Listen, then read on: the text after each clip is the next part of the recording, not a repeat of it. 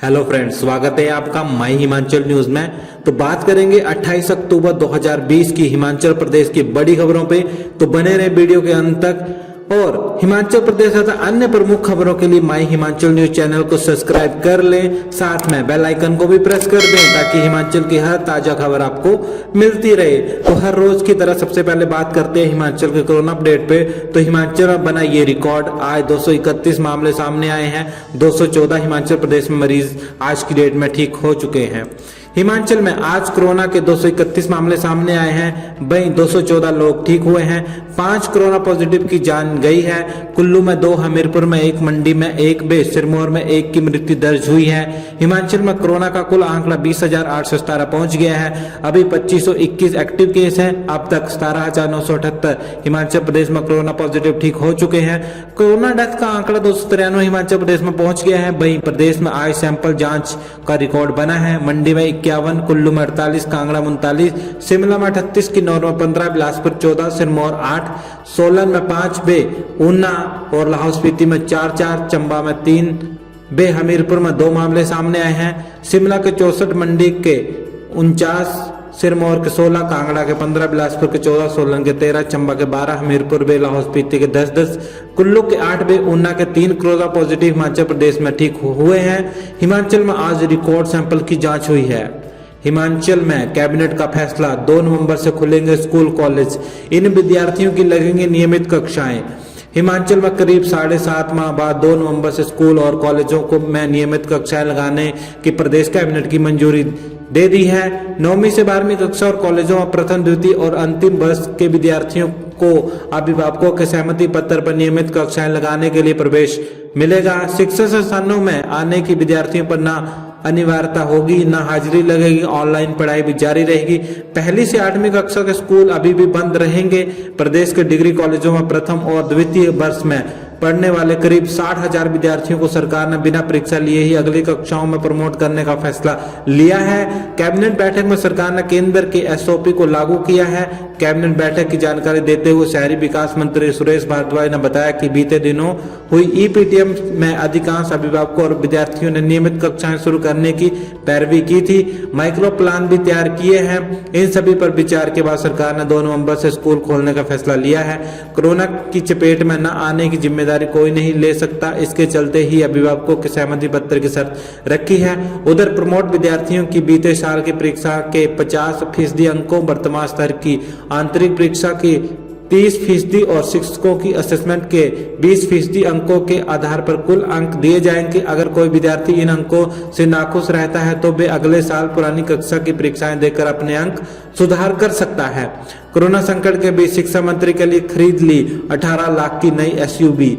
Corona संकट के बीच आर्थिक संकट से गुजर रही प्रदेश सरकार के शिक्षा मंत्री गोविंद सिंह ठाकुर के लिए 18 लाख रुपए की नई एसयूवी खरीद ली गई है। उच्च शिक्षा निदेशालय ने मंत्री के सुगम सफर के लिए अपने बजट से टाटा हैरियर गाड़ी की खरीद की है। शिक्षा मंत्री गोविंद सिंह ठाकुर के पास पहले से ही एक सरकारी फॉर्च्यूनर और एक इनोवा गाड़ी है। सुरेश भारद्वाज के शिक्षा मंत्री रहते हुए कैबिनेट से नई गाड़ी की खरीद की मंजूरी ली गई थी, लेकिन कोरोना के कारण सुरेश भारद्वाज ने गाड़ी की खरीद नहीं की। अब विभाग बदलने के बाद उच्च शिक्षा निदेशालय ने नई गाड़ी खरीद ली है। आर्थिक कमी के चलते प्रदेश सरकार को हर माह करोड़ों रुपए का कर्ज लेना पड़ रहा है। बीते सप्ताह ही सरकार ने 1000 करोड़ का कर्ज लेने की प्रक्रिया शुरू की थी। मुख्यमंत्री जयराम ठाकुर लगातार खर्चों को कम करने की अपील करते आ रहे हैं। इसी बीच शिक्षा निदेशालय की ओर से की गई एसयूवी की खरीद सवालों के घेरे में आ गई है। विभागीय अधिकारियों का तर्क है कि इनोवा गाड़ी पुरानी हो गई है। राज्य मंत्रिमंडल के समक्ष इसको लेकर प्रस्ताव भेजा गया था। सरकार ने इनोवा क्रिस्टा को खरीदने के लिए मंजूरी दी थी। पूर्व शिक्षा मंत्री सुरेश भारद्वाज के समय गाड़ी की खरीद नहीं हुई। अब इनोवा गाड़ी की हालत काफी खराब होने पर टाटा हैरियर की खरीदा गया है। विभागीय अधिकारियों का यह भी कहना है कि टाटा हैरियर की कीमत इनोवा क्रिस्टा से कम है। पूर्व बीजेपी एमपी के तीसरा मोर्चा बनाने पर सीएम हिमाचल में तीसरे दल को स्वीकारता नहीं। हिमाचल प्रदेश के पूर्व सांसद राजेश सुशांत के राजनीतिक दल बनाने पर सत्ताधारी दल की ओर से तीखी प्रक्रिया सामने आई है। सीएम जयराम ठाकुर के सहित उनके कांगड़ा जिला से ताल्लुक रखने वाले अनेक वजीरों ने भी तीखे हमले किए हैं। साथ ही दावा किया है कि हिमाचल में तीसरे मोर्चे का कोई अस्तित्व ही नहीं है। पूर्व सांसद राजेश सुशांत ने बीते रविवार को ही हमारी पार्टी हमारी पार्टी नाम से राजनीतिक दल की घोषणा की है, जो क्षेत्रीय दल होगा। साथ ही आगामी विधानसभा चुनाव में सभी सीटों का चुनाव लड़ने का भी ऐलान कर दिया है। राजन सुशांत 4 बार विधायक रहे हैं और बीजेपी के टिकट पर सांसद बनकर भी दिल्ली गए हैं, लेकिन बीजेपी में उनकी नहीं बनी तो वे बाद में आपके साथ भी हो गए थे, लेकिन वो भी ज्यादा दिन नहीं चला और अपना दल बना दिया। राजन सुशांत के क्षेत्रीय दल पर सीएम जयराम ठाकुर ने कटाक्ष किया है। उन्होंने कहा कि हिमाचल में तीसरे मोर्चे कभी स्वीकारता नहीं मिली है, जो बने भी हैं वो चले नहीं है। लोकतंत्र में सभी को अपनी पार्टी बनाने का विचार रखने का अधिकार है, लेकिन राजन सुशांत को लोग अच्छी तरह से जानते हैं, उनको बहुत ही करीब से जानते हैं। मन्नत पूरी होने पर दिल्ली के श्रद्धालु ने मां चिंतपूर्णी के दरदान की ऑल्टो कार, मंदिर अधिकारी को सौंपी चाबी। धार्मिक स्थल चिंतपूर्णी में एक श्रद्धालु ने मन्नत पूरी होने पर एक ऑल्टो कार दान में दी है। मंगलवार को दिल्ली के श्रद्धालु मनीष मित्तल ने अपनी पत्नी कविता मित्तल के साथ चिंतपूर्णी माता के दर्शन करने के बाद मंदिर न्यास के सह आयुक्त बे एसडीएम मनीष यादव और मंदिर अधिकारी रोहित जाल्टा को मंदिर प्रांगण में चाबी सौंपी। मनीष ने बताया कि मां के दरबार में मन्नत पूरी होने पर उन्हें ये ऑल्टो कार दी है और माता रानी के दरबार में इस तरह से आगे भी सेवा करते रहेंगे। बाद में पुजारी संदीप कालिया द्वारा विधिवत पूजा अर्चना भी श्रद्धालु द्वारा करवाई। मंदिर सहायक आयुक्त ने बताया कि दिल्ली के श्रद्धालु मनीष मित्तल द्वारा मंदिर को ऑल्टो गाड़ी दान की गई है। हिमाचल में थिएटर और सिनेमा हॉल खोलने के लिए एसओपी जारी। हिमाचल में थिएटर, सिनेमा हॉल और मल्टीप्लेक्स खोलने के लिए मानक संचालन प्रक्रिया यानी कि एसओपी जारी कर दी गई है। एसओपी के मुताबिक 6 फीट की पर्याप्त सामाजिक दूरी बनाए रखना जरूरी होगी। ये दूरी बाहर भीतर सब जगह जरूरी होगी। फेस कवर और मास्क का पहनना जरूरी है। हैंड सैनिटाइजर अगर टच फ्री मोड में हो तो अच्छे रहेंगे। इन्हें एंट्री और एग्जिट पॉइंट पर रखना जरूरी होगा। थूकना मना है। सभी को अपने मोबाइल पर आरोग्य सेतु ऐप डाउनलोड करना होगा। आंख तुक्तों की थर्मल स्क्रीनिंग करनी होगी। सिनेमा हॉल, थिएटर और मल्टीप्लेक्स में 50% से अधिक लोगों को नहीं बैठाया जाएगा। सूचना एवं जनसंपर्क विभाग ने कोरोना वायरस के संक्रमण के बीच फिल्मों के प्रदर्शन के लिए एसओपी जारी किया है। हिमाचल में 3 नए नगर निगम और 6 नगर पंचायत बनाने की को कैबिनेट ने दी मंजूरी। जनवरी में होंगे चुनाव। हिमाचल कैबिनेट ने मंगलवार को मंडी, सोलन और पालमपुर नगर परिषद को नगर निगम बनाने का फैसला लिया है।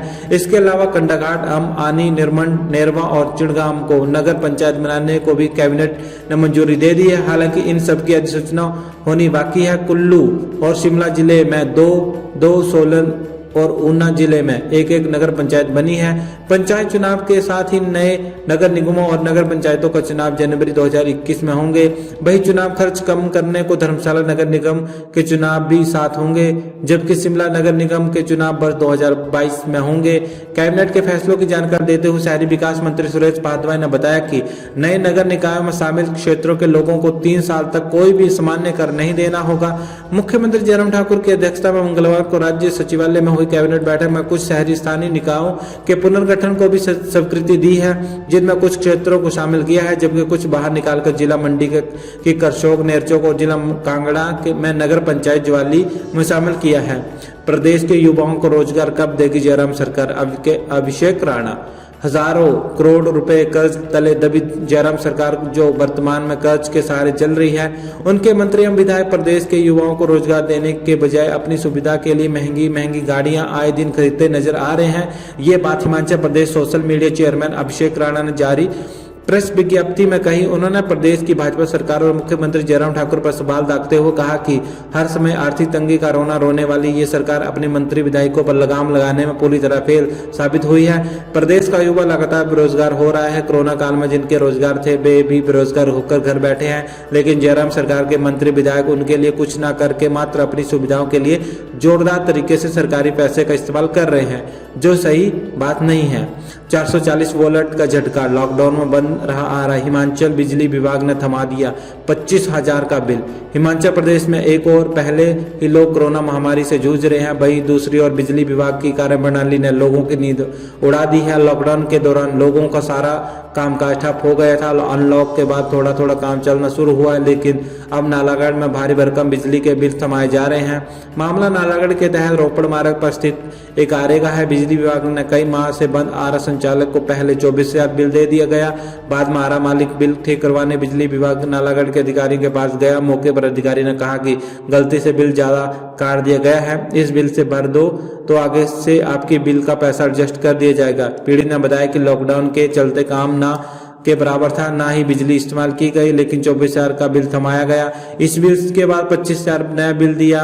इस पीड़ित आरा मालिक हक्का बक्का रह गया। अब आरा मालिक बिल को लेकर खासा परेशान है और इतना पैसा उतारने को लेकर विभागीय अधिकारियों पर लापरवाही के आरोप भी लगा रहा है। तो वीडियो को लाइक कर दीजिएगा, चैनल को सब्सक्राइब कर दीजिएगा। जय हिंद, जय भारत।